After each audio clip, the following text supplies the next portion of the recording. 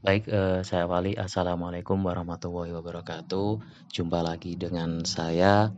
eh, Kali ini di mata kuliah yang berbeda, yaitu pemantapan mutu laboratorium. Ya, tidak usah perkenalan lagi secara panjang lebar karena mungkin Bapak Ibu udah mengenali saya ya.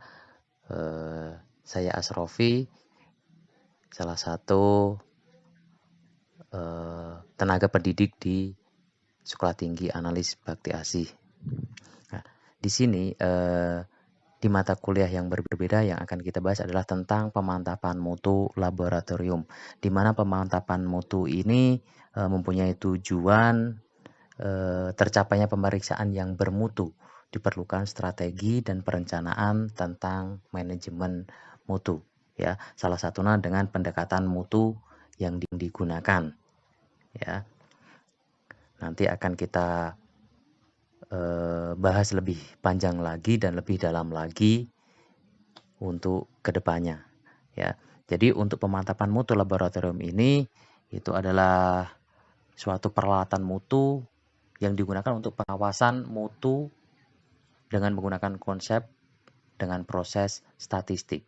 Jadi proses statistik di sini adalah hanya sebuah cara yang memungkinkan kita sebagai operator untuk menentukan apakah proses yang ada di laboratorium ini berproduksi dan mungkin terus berproduksi dan menghasilkan keluaran yang sesuai atau menghasilkan hasil pemeriksaan yang valid atau tidak. Nah, itu berdasarkan dari penjaminan mutu dari kita.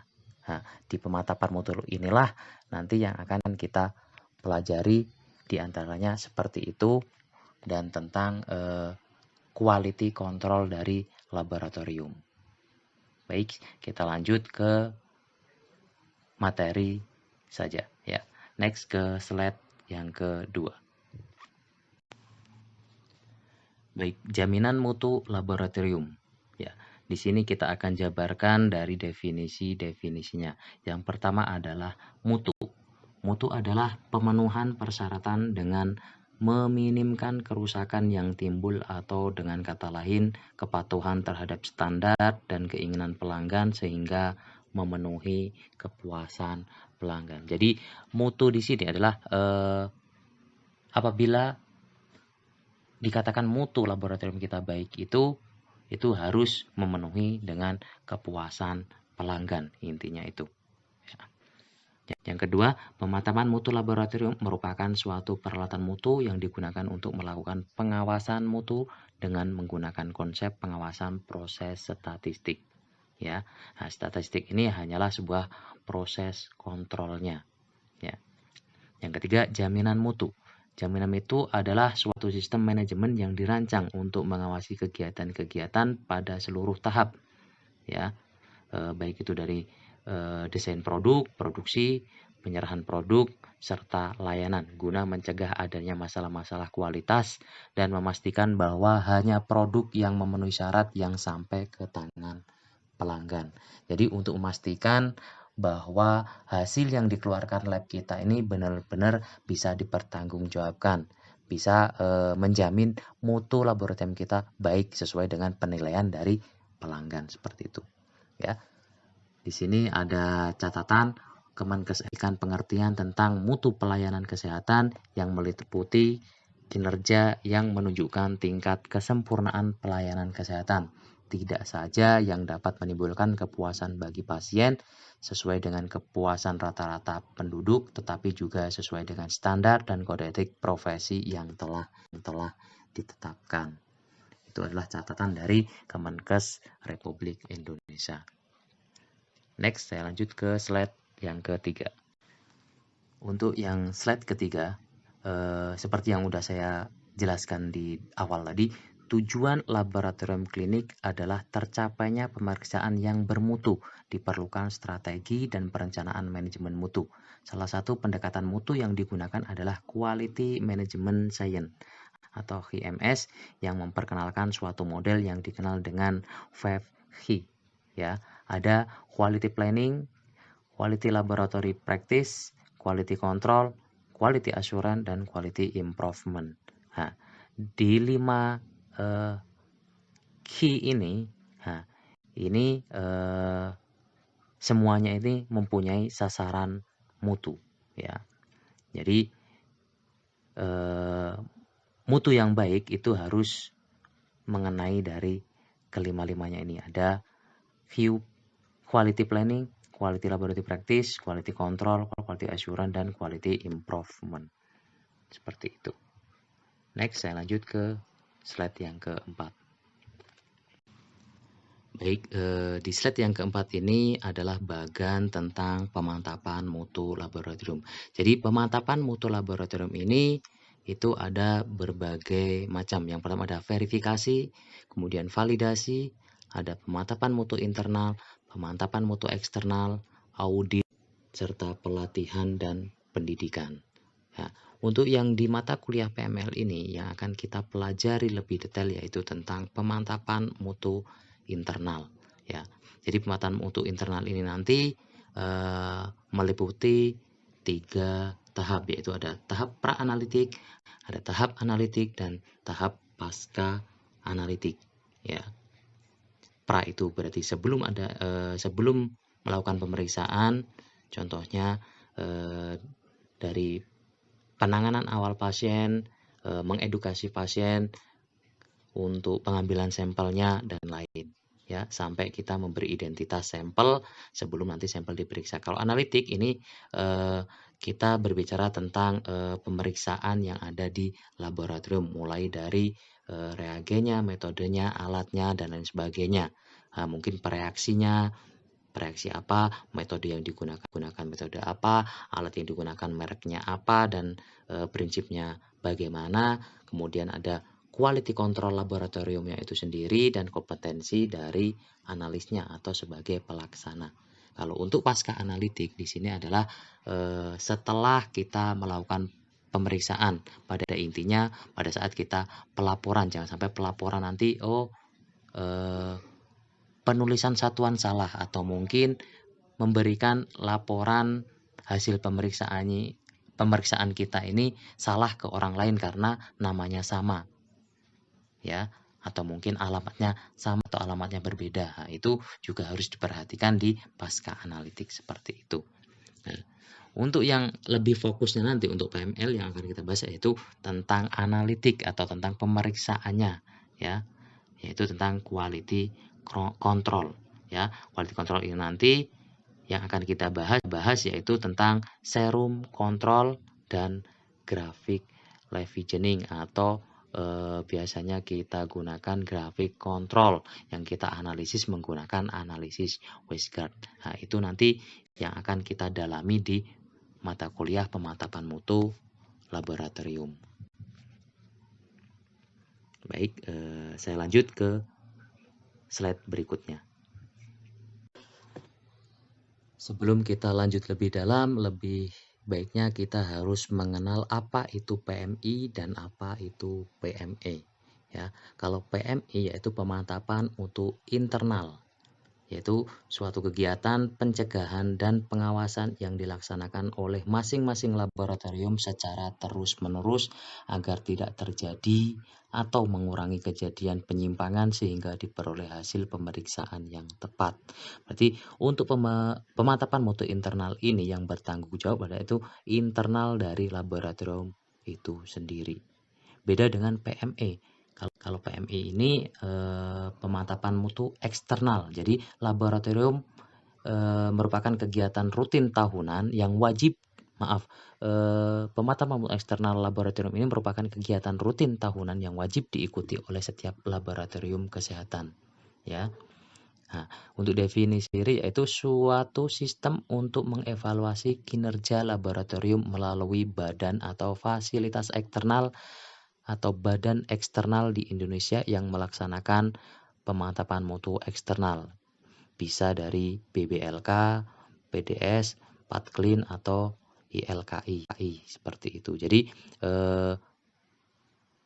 gambarannya itu kita mempunyai lab dan lab kita ini diuji dengan lab lain. seperti dari BBLK. Misalkan ada petugas dari BBLK yang udah kompeten untuk menilai sejauh mana laboratorium kita ini apakah pemeriksaannya ini bagus dan tidak, pelayanannya bagus dan tidak. Nah, itu berdasarkan penilaian dari laboratorium lain atau dari pihak lain yang bersertifikat atau badan badan dari pemerintah yang bersertifikat untuk pengujian laboratorium seperti itu. Selanjutnya yaitu tahapan pemantapan mutu internal. Di sini ada 3 tahap. Yang pertama adalah tahap pra-analitik, kemudian tahap analitik, dan yang ketiga adalah tahap pasca analitik. Ya. Yang pertama di sini adalah tahap pra-analitik. Ya, pra-analitik ini dilakukan agar tidak terjadi kesalahan sebelum melakukan analisis spesimen pasien yang kita periksa. Nah, tahap pra-analitik ini meliputi apa aja? Yang pertama adalah ketatausahaan, ya, penulisan formulir pemeriksaan meliputi identitas pasien, identitas pengirim, nomor laboran, tanggal pemeriksaan, permintaan pemeriksaan harus lengkap dan jelas, kemudian konfirmasi jenis sampel yang harus diambil dengan jelas dan benar. Misalkan pemeriksaan gula darah, ya, ada gula darah sewaktu, ada gula darah 2 jam PP, dan gula darah puasa. Nah, itu penyampaian sebelum kita mengambil sampel dari pasien, kita harus menyampaikan dengan benar. Oh, kalau gula darah puasa berarti pasien harus melakukan puasa minimal 8 jam. Kemudian glukosa 2 jam PP misalkan. Berarti setelah diperiksa gula darah puasa, lanjut untuk makan, kemudian istirahat 2 jam, puasa lagi, baru kita periksa lagi seperti itu. Nah, itu penjelasan seperti itu harus benar-benar sampai ke pasien kita agar tidak terjadi kesalahan, ya. Itu meliputi ketatausahaan. Kemudian ada persiapan pasien. Nah, persiapan seperti itu tadi, ya, untuk misalkan tadi untuk pemeriksaan gula darah puasa, gula darah pasien ini, penyampaian kita harus benar. Jangan sampai ada kesalahan. Nanti takutnya akan mempengaruhi hasil dari sampel yang kita uji. Kemudian yang ketiga adalah pengumpulan sampel atau spesimen, ya. Spesimen harus diambil secara benar dengan perhatikan waktu, lokasi, kemudian caranya bagaimana, alatnya bagaimana, wadah spesimennya bagaimana. Nah, itu kita harus jelaskan, ya, sesuai dengan persyaratan pengambilan sampel. Misalkan mau periksa urin, ya. Nah, waktunya kapan? Apakah itu urin pagi, urin sewaktu, urin pagi, urin sewaktu, urin 24 jam? Nah, itu harus jelas. Lokasi pengambilannya gimana? Apakah jauh dari laboratorium, apakah di rumah atau di laboratorium itu sendiri? Nah, itu harus juga volume. Nah, volume ini apakah full ditampung atau ada yang dibuang, kita harus memperhatikan juga. Kemudian caranya bagaimana, kita menjelaskan dengan benar atau dengan jelas kepada pasien supaya pengumpulan sampelnya ini benar, ya. Kemudian wadahnya, wadahnya ini bagaimana? Apakah kita menyediakannya atau pasiennya beli sendiri di apotek dan lain sebagainya. Itu harus diperhatikan juga. Kemudian ada penanganan spesimen. Nah, penanganan spesimen ini harus benar untuk pemeriksaan-pemeriksaan khusus. Pengolahan spesimen harus dilakukan sesuai persyaratan. Kondisi pengiriman spesimen juga harus tepat, ya. Nah, penanganan spesimen ini misalkan dari lab A, tapi metode berarti harus dikirim ke lab lain. Nah, cara transportnya ini bagaimana? Penanganan sampel atau spesimen ini bagaimana? Itu harus benar-benar kita perhatikan. Nah, itu untuk beberapa dari tahap pra-analitik. Kemudian yang kedua ada tahap analitik. Nah, tahap analitik ini meliputi yang pertama adalah reagen atau reaksi. Ya, reagen atau reaksi atau media yang harus dipastikan ini harus memenuhi syarat. Masa kadaluarsa harus tidak terlampaui. Kemudian cara pelarutan atau pencampuran sudah benar, misalkan reagen A, reagen B harus dicampur dulu sebelum nanti kita reaksikan ke sampel seperti itu. Kemudian cara pengenceran apakah sudah benar atau tidak. Nah, pencampurannya 1:3, 1:2 atau 1:4 kita harus melihat dari kit dari reagen tersebut. Kemudian pelarutnya harus memenuhi syarat. Jangan sampai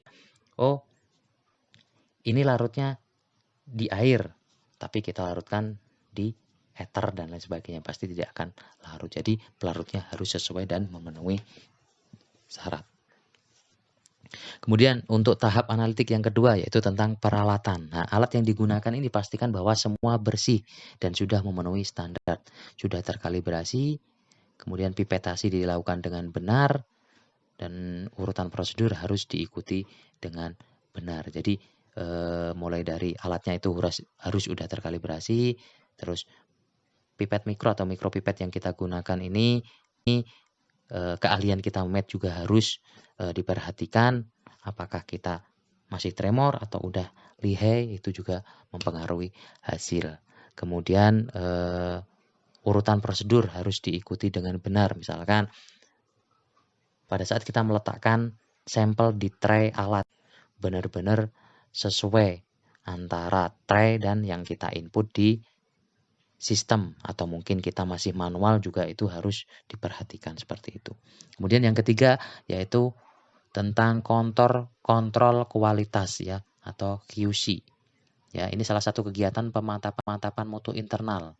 Ya, kontrol kualitas merupakan suatu rangkaian pemeriksaan analitik yang ditujukan untuk menilai data analitik.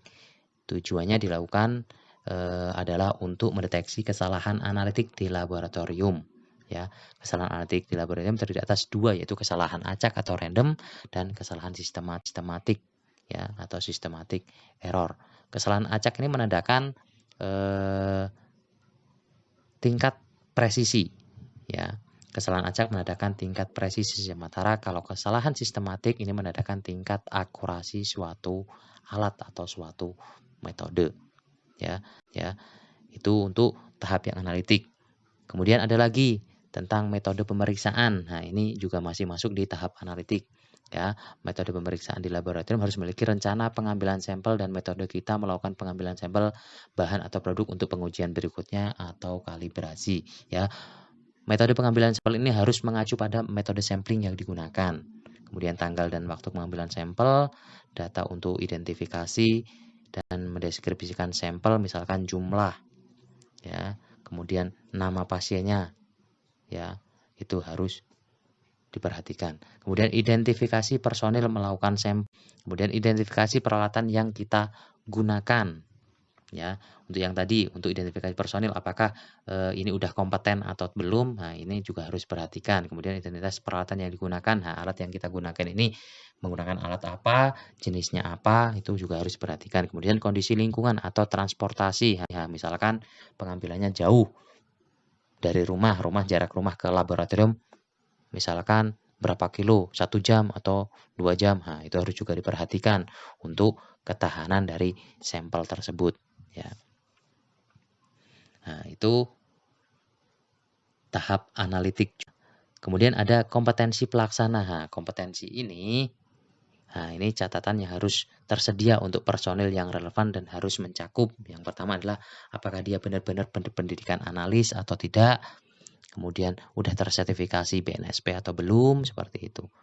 Kemudian udah memiliki pengalaman kerja atau belum sebelumnya.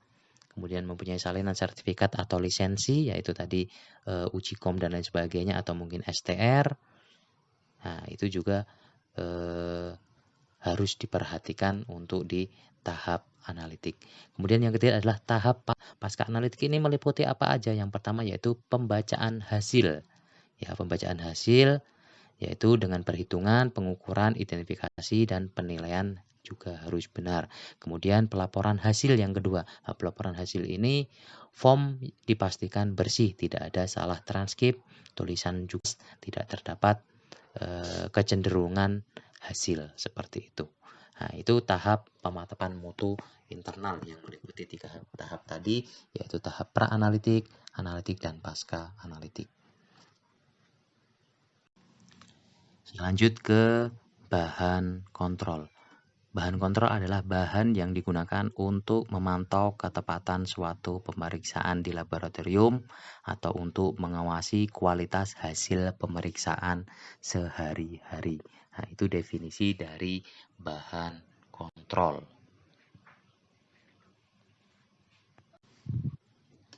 Kemudian jenis bahan kontrol. Ya, jenis bahan kontrol ini dibedakan menjadi 3. Yang pertama berdasarkan sumber dari bahan kontrol.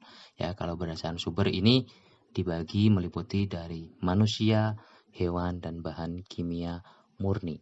Ya. Kemudian berdasarkan bentuk bahan kontrol, itu ada bahan kontrol cair, ada bahan kontrol padat bubuk atau leofilisat, dan bahan kontrol strip. Kemudian berdasarkan komersial atau buatan sendiri. Kalau di sini untuk yang komersial itu bahan kontrol unassayed dan bahan kontrol assayed. Ya, bahan kontrol unassayed ini merupakan bahan kontrol yang tidak mempunyai nilai rujukan sebagai tolok ukur. Ya. Nah, nilai rujukannya ini diperoleh setelah dilakukan periode pendahuluan, yaitu biasanya itu pemeriksaan awal, ya. Biasanya dibuat kadar normal atau abnormal. Abnormal ini bisa tinggi atau bisa rendah, ya. Kelebihan bahan kontrol jenis ini lebih tahan lama, bisa digunakan untuk semua jenis tes, tidak perlu membuat sendiri, ya. Kekurangannya kadang-kadang ada variasi dari botol ke botol, ditambah kesalahan pada rekonstitusi, ya, atau aliquoting, ya. Biasanya bahan kontrol ini diambil dari hewan yang mungkin tidak sama dengan serum manusia, ya, seperti itu. Kalau bahan kontrol yang assayed, nah ini merupakan bahan kontrol yang diketahui nilai rujukannya serta batas toleransi menurut metode ya. Nah, harga bahan kontrol ini lebih mahal dibanding yang tadi yang unassayed, ya. Karena apa? Di sini nilai tolok ukur atau nilai rujukannya itu udah ada. Beda sama yang unassayed tadi, nilai tolok ukur atau nilai rujukannya belum ada. Harus kita uji pendahuluan terlebih dahulu, ya, atau harus kita cari terlebih dahulu. Kalau yang assayed ini sudah ada, ya. Jadi bahan kontrol ini dapat digunakan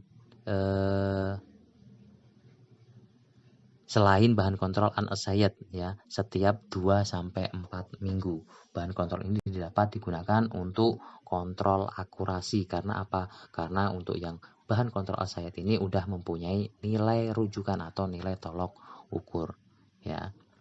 Selain itu, untuk yang assayed diperlukan untuk menilai alat dan cara atau metode baru. Jadi selain digunakan untuk kontrol akurasi, biasanya digunakan untuk menilai performa alat kita, mulai dari linearitas, kemudian sensitivitas dari alat kita, LOD, LOQ-nya, dia bisa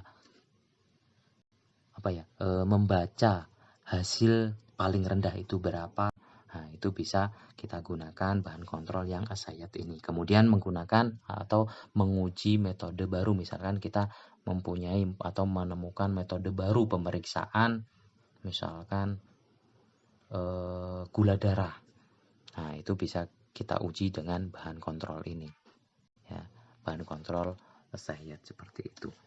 Nah, kemudian bahan kontrol buatan sendiri, ya. Bahan kontrol buatan sendiri ini meliputi ada pulsera, kemudian bahan kontrol dari bahan kimia murni atau larutan spek, kemudian bahan kontrol dibuat dari hemolisat, ya, atau bahan kontrol dari serum hewan, ya.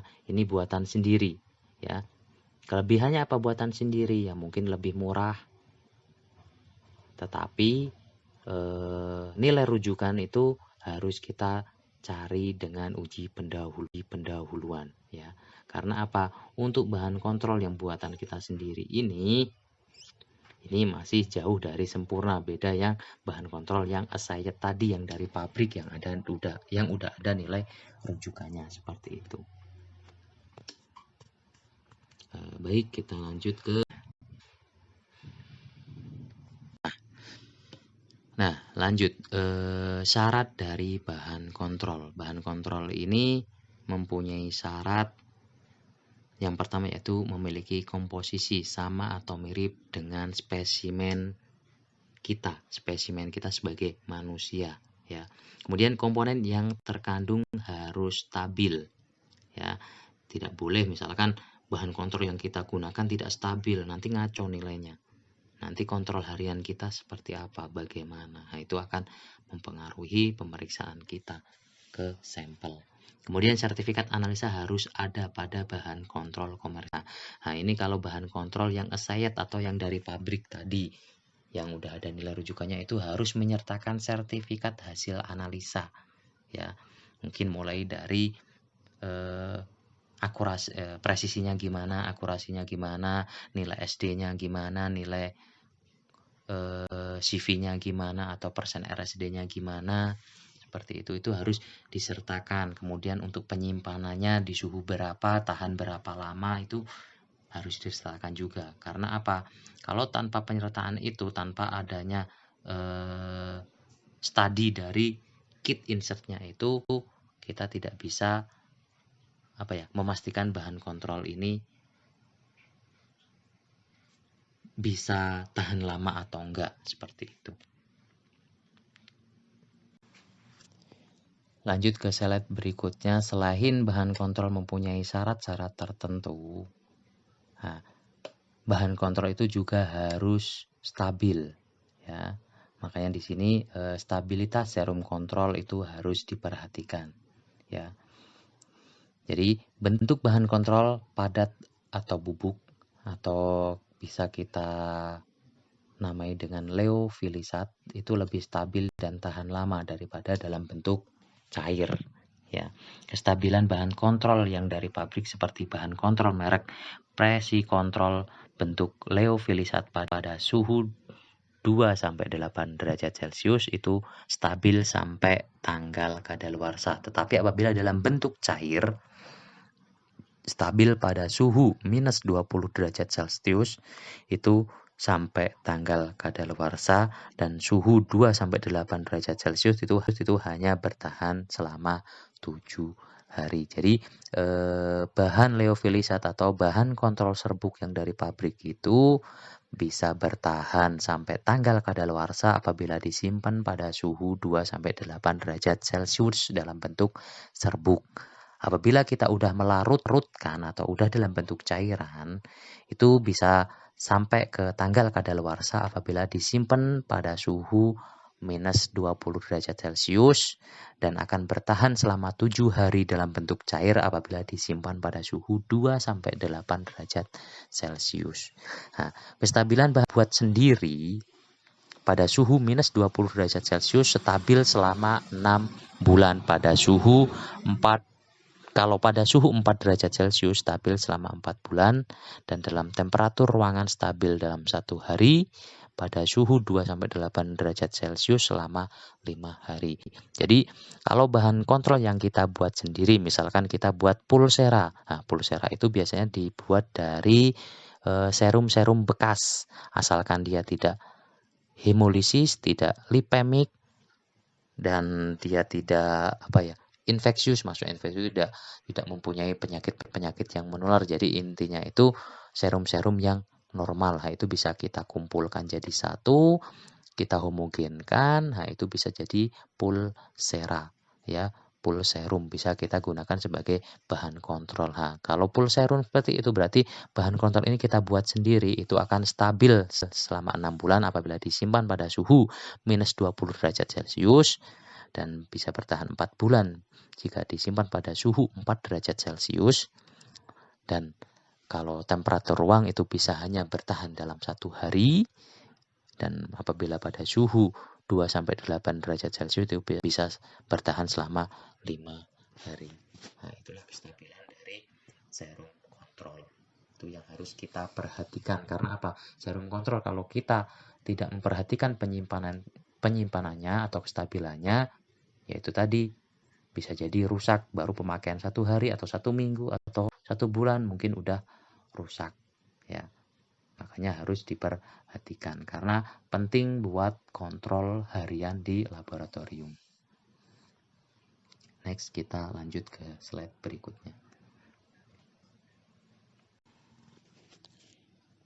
Kita lanjut ke pengujian serum kontrol. Biasanya serum kontrol yang kita punya ini khususnya untuk serum kontrol yang bikinan sendiri itu harus kita uji terlebih dahulu ya. Tadi udah saya katakan ada uji dahuluan untuk menentukan nilai acuan dan lain-lain. Tetapi selain itu juga kita harus menguji dengan uji homogenitas dan uji stabilitas ya. Uji homogenitas ini adalah suatu sifat atau kondisi ya. Apabila sampel kita dikatakan homogen, itu menunjukkan baik jenis maupun kadar dalam suatu bahan atau sampel itu menunjukkan apa ya? Kadar yang sama ya, menunjukkan nilai yang sama. Nah, itu dikatakan homogen. Jadi suatu bahan atau sampel yang homogen jika dianalisis memberikan hasil yang teliti dan tepat. Sebaliknya, bahan atau sampel yang tidak homogen jika dianalisis memberikan hasil yang bervariasi.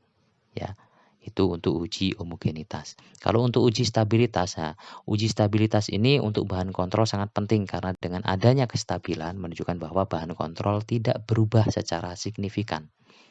Bahan kontrol harus dibuktikan dengan cukup stabil untuk memastikan tidak mengalami perubahan yang signifikan selama penyimpanan. Makanya itu kita harus memperhatikan penyimpanannya apakah di suhu minus, apakah di suhu 2-8 derajat Celcius atau mungkin di suhu ruang. Nah, itu harus perhatikan. Kalau di suhu minus itu bertahan sampai berapa lama, kalau di suhu 2-8 derajat Celcius itu bertahan berapa lama, dan apabila udah keluar ruangan atau suhu ruang itu bertahan berapa lama, itu harus kita perhatikan juga. Itulah untuk pengujian serum kontrol. Kita lanjut ke slide yang terakhir. Yang terakhir, sekian pertemuan hari ini dan terima kasih.